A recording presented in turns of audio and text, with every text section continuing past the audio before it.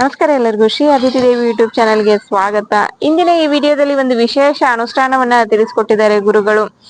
ತುಂಬಾ ವಿಶೇಷವಾದಂತಹ ಈ ಅನುಷ್ಠಾನ.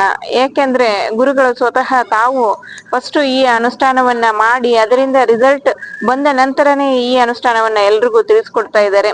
ಬನ್ನಿ ಆ ಅನುಷ್ಠಾನ ಏನು ಅಂತ ತಿಳಿದುಕೊಳ್ಳೋಣ ಗುರುಗಳಿಂದನೇ.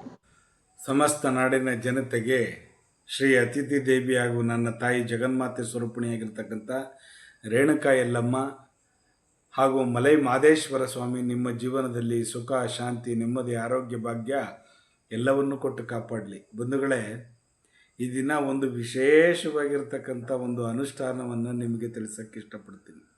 ಯಾಕಂದರೆ ನನ್ನ ಸ್ವಯಾರ್ಜಿತವಾಗಿ ನಾನು ನೋಡಿರ್ತಕ್ಕಂಥದ್ದು, ಮಾಡಿರ್ತಕ್ಕಂಥದ್ದು. ಹಾಗಾಗಿ ನಾನು ಚೆನ್ನಾಗಿದ್ದೀನಿ, ನೀವು ಚೆನ್ನಾಗಿರಿ. ಆ ಅನುಷ್ಠಾನವನ್ನು ಮಾಡಿ ಏನು ಮಾಡಬೇಕು? ಮೊದಲಿಗೆ ಉದ್ದಿನ ಕಾಳನ್ನು ತಗೋಬೇಕು. ಉದ್ದಿನ ಕಾಳು ಇಲ್ಲ ಉದ್ದಿನ ಬೇಳೆ ತಗೊಳ್ಬೇಕು. ಫಸ್ಟು ನೀರಿನಿಂದ 2 ಇಡಿ ತಗೊಳ್ಳಿ. 2 ಇಡಿ ನಿಮ್ಮ ಕೈಲಿ ಎಷ್ಟಾಗುತ್ತೆ 2 ಇಡಿ ತಗೊಳ್ಳಿ. ಒಂದು ಬಟ್ಲಿಗೆ ಹಾಕ್ಕೊಳ್ಳಿ. ಬಟ್ಲಿಗೆ ಹಾಕ್ಕೊಂಡು ಫಸ್ಟು ನೀರಿನಿಂದ ತೊಳೆಯಿರಿ.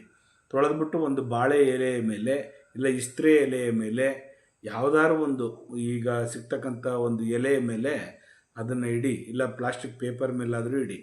ಹರಡಿ, ಅದನ್ನು ಹರಡಿಬಿಟ್ಟು ಅದಕ್ಕೆ ಸ್ವಲ್ಪ ಮೊಸರನ್ನು ಹಾಕಿ. ಮೊಸರು ಹಾಕ್ಬಿಟ್ಟು ಅದ್ರ ಮೇಲೆ ಸ್ವಲ್ಪ ಕುಂಕುಮವನ್ನು ಉದುರಿಸಿ. ಆ ಉದ್ದಿನ ಕಾಳು ಇಲ್ಲಾಂದರೆ ಉದ್ದಿನ ಬೇಳೆ ಯಾವುದರಲ್ಲೇ ಆ ಪ್ಲೇಟಿನ ಮೇಲೆ ಉದುರಿಸಿ. ಇದನ್ನು ಗೌಪ್ಯವಾಗಿ ಇನ್ನೊಂದು ಪೇಪರ್ ಯಾರೂ ನೋಡಬಾರ್ದು. ಆ ರೀತಿ ಮುಚ್ಕೊಂಡೋಗಿ ಒಂದು ಬ್ಯಾಗಲ್ಲಿ ಇಟ್ಬಿಟ್ಟು ಅರಳಿ ಮರದ ಕೆಳಗಡೆ ಇಟ್ಬಿಟ್ಟು ಬನ್ನಿ.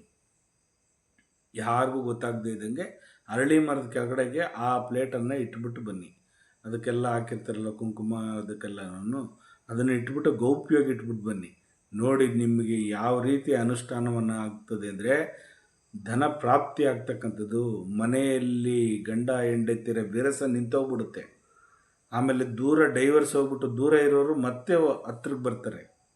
ಯಾಕಂದರೆ ಅಷ್ಟು ಪ್ರಭಾವ ಇರತಕ್ಕಂಥದ್ದು ಉದ್ದಿನ ಬೇಳೆ, ಉದ್ದಿನ ಕಾಳಿನಲ್ಲಿ. ಅದಕ್ಕೆ ಮೊಸರನ್ನು ಸೇರಿಸಿ ಅದಕ್ಕೆ ಸ್ವಲ್ಪ ಕುಂಕುಮವನ್ನು ಬೆರೆಸಿ ಅರಳಿ ಮರದ ಕೆಳಗಡೆ ಇಟ್ಬಿಟ್ಟು ಬನ್ನಿ. ಒಂದು 3 ದಿನ ಬಿಟ್ಟು ಮತ್ತೆ ಕೆಲವರು ಎಲ್ಲರೂ ತೊಗೊಂಡೋಗಿ ಅರಳಿ ಮರದ ಹತ್ರ ಇಟ್ಟರೆ ಅಲ್ಲಿರ್ತಕ್ಕಂಥ ಸ್ವಚ್ಛತೆ ಹಾಳಾಗಿ ಹೋಗ್ಬಿಡುತ್ತೆ. ಇದಕ್ಕೇನು ಪರಿಹಾರ ಮಾಡಬೇಕು ಗುರುಗಳೇ? ಖಂಡಿತವಾಗೂ ಇದೆ. ಬೇರೆಯವರು ಯಾರು ತೊಗೊಂಡೋಗಿ ಇಟ್ಟಿರಲಿ, ಒಂದು 3 ದಿನ ಬಿಟ್ಟು ಖಂಡಿತವಾಗೂ ಅದನ್ನು ಮತ್ತೆ ನೀವು ಹೋಗ್ಬಿಟ್ಟು ಎತ್ತಿ ಒಂದು ಡಸ್ಟ್ಬಿನ್ಗೆ ಹಾಕ್ಬಿಟ್ಟು ಮೀನುಗಳಿಗೆ ಕೆರೆಗೆ ಹಾಕಿದ್ರೆ ಖಂಡಿತವಾಗೂ ನಿಮಗೆಲ್ಲರಿಗೂ ಏನೂ ತೊಂದರೆ ಆಗೋಲ್ಲ. ಇಲ್ಲ ಉತ್ತ ಇರೋ ಜಾಗದಲ್ಲಿ ಎಲ್ಲಾದರೂ ಹಾಕಿದ್ರೂ ಕೂಡ ಒಳ್ಳೆಯದು. ಇಲ್ಲ ಎಲ್ಲಾದರೂ ಒಂದು ಕೆರೆಯ ಭಾಗದಲ್ಲಿ ಇಟ್ಟರೂ ಕೂಡ ಯಾವುದಾದ್ರೂ ಒಂದು ಪ್ರಾಣಿ ಪಕ್ಷಿಗಳು ತಿಂತಕ್ಕಂಥದ್ದು. ಆದರೆ ಕುಂಕುಮವನ್ನು ಜಾಸ್ತಿ ಚೆಲ್ಲಬಾರ್ದು. ಒಂದು ಚಿಟಿಕೆಯಷ್ಟು ಮಾತ್ರ ತಿನ್ನಬೇಕು. ಯಾಕಂದರೆ ಪ್ರಾಣಿ ಪಕ್ಷಿಗಳಿಗೆ ತೊಂದರೆ ಆಗಬಾರ್ದು ಯಾವುದೇ ಕಾರಣಕ್ಕಾಗಲಿ. ಆಗ ಅಷ್ಟನ್ನು ಮಾಡಿ. ಇದನ್ನು ಮಾಡಿಬಿಟ್ಟು ಬನ್ನಿ, ಖಂಡಿತವಾಗೂ ನಿಮ್ಗೆ ಒಳ್ಳೆಯದಾಗುತ್ತೆ. ನಿಮ್ಮ ಮನೆಯಲ್ಲಿ ನೋಡಿ ಎಷ್ಟು ಸುಖ, ಸಂತೋಷ, ನೆಮ್ಮದಿ, ಸಂತೃಪ್ತಿ ಇರ್ತದೆ. ಸಮೃದ್ಧಿಯ ಒಂದು ಭಾವನೆ ನಿರ್ಮಾಣ ಆಗ್ತಕ್ಕಂಥದ್ದು. ಮಾಡ್ತೀರಲ್ವಾ? ಖಂಡಿತವಾಗೂ ನೀವೆಲ್ಲ ಮಾಡಿ. ನಿಮ್ಮೆಲ್ಲರಿಗೂ ನನ್ನ ತಾಯಿ ಜಗನ್ಮಾತೆ ಸ್ವರೂಪಿಣಿಯಾಗಿರ್ತಕ್ಕಂಥ ರೇಣುಕಾ ಯಲ್ಲಮ್ಮ ಹಾಗೂ ನನ್ನ ತಂದೆ ಮಲೈ ಮಾದೇಶ್ವರ ಪರಮಾತ್ಮನ ಅವನ ಪಾದಾರವಿಂದಗಳಿಗೆ ವಂದಿಸುತ್ತಾ ಈ ಅನುಷ್ಠಾನವನ್ನು ಮಾಡಿ. ಖಂಡಿತವಾಗೂ ನಿಮಗೆಲ್ಲರಿಗೂ ಒಳ್ಳೆಯದಾಗಲಿ.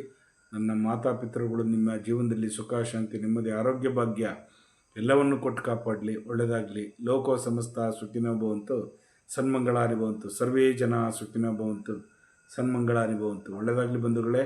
ಚೆನ್ನಾಗಿರಿ, ಸುಖವಾಗಿ ಚೆನ್ನಾಗಿರಿ. ನೋಡಿದ್ರಲ್ಲ, ಇಂದಿನ ಈ ವಿಡಿಯೋದಲ್ಲಿ ಒಂದು ವಿಶೇಷ ಅನುಷ್ಠಾನವನ್ನ ತಿಳಿಸ್ಕೊಟ್ಟಿದ್ದಾರೆ. ಎಲ್ಲ ರಾಶಿಯವರು ಮಾಡ್ಕೊಳ್ಬಹುದಂತಹ ವಿಶೇಷ ಅನುಷ್ಠಾನವಿದು. ಎಲ್ರೂ ಈ ಅನುಷ್ಠಾನವನ್ನ ಮಾಡ್ಕೊಳ್ಳಿ. ಎಲ್ರಿಗೂ ಒಳ್ಳೇದಾಗ್ಲಿ ಅಂತ ಹೇಳ್ತಾ ದಯವಿಟ್ಟು ಲೈಕ್ ಮಾಡಿ, ಶೇರ್ ಮಾಡಿ, ಕಮೆಂಟ್ ಮಾಡಿ, ಸಬ್ಸ್ಕ್ರೈಬ್ ಆಗಿ. Thank you.